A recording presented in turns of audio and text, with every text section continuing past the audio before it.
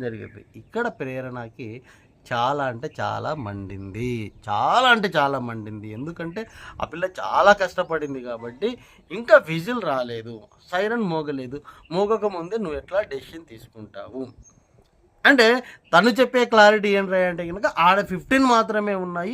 ఆ 15 అయిపోయేంత వరకే నేను కన్సిడర్ చేస్తాను అన్నటువంటిది చెప్తా ఉంది. తర్వాత ఎంత ప్రేరణ వాదిచ్చినా కూడా మనోడు వినట్లేదు. నేను సంచాలకుని మాటనే ఫైనలు అన్నటువంటిది చాలా గట్టిగా, స్ట్రాంగ్‌గా అయితే చెప్తూనే ఉన్నాడు. చెప్పేసినాడు కూడా.